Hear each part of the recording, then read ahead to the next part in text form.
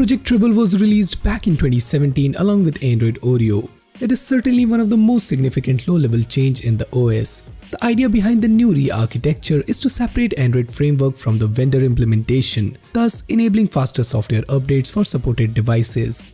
It is also the reason why several OEM devices became the first non-Google phone to receive Android Pie developer preview. And if your device also supports Project Treble officially or unofficially, then you can also try latest Android Pie on your Android devices. But before we get started to the actual process, the very first thing that you should keep in mind that the process is little bit different from installing a custom ROM. So I would suggest you to follow the steps as shown in the video and don't skip any step.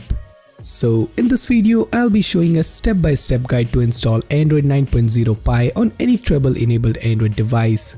Excited? So let's get started.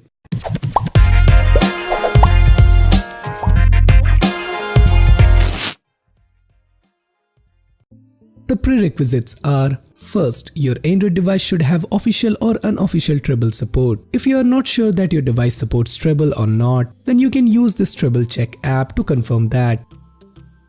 Second, you should have unlocked bootloader with a custom recovery installed like TWRP. If you don't know how to install a TWRP recovery, then I have made a separate video on that, using which you can easily install TWRP recovery. I'll be linking that video in the description down below, so do check out.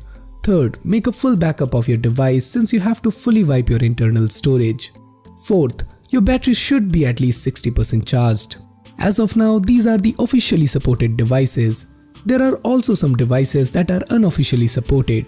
I will keep updating the list of the supported devices in the description down below. So if your device is in the list, then you're good to go.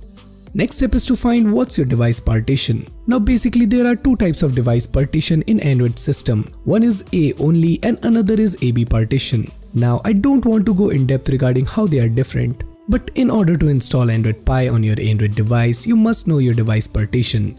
So to check your partition, download an app called Terminal Emulator for Android and type this command.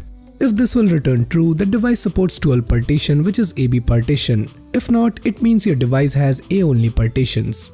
The next step is to download the required files, and these are the files that you will be needing. First, Android Pie generic system image file according to your partition, meaning if your device supports A-only partition, then download A-only GSI file, and the same goes for AB partition. Second, PostGSI 1, 2 and 3 zip files. Third, Mocky ROM zip file, which we will be using as a base ROM as it has full Treble support built in, and Mocky ROM supports most of the devices that supports Project Treble. Fourth, Google Play Services APK to fix GApps after the device boots up. Now let's begin the actual procedure of ROM installation.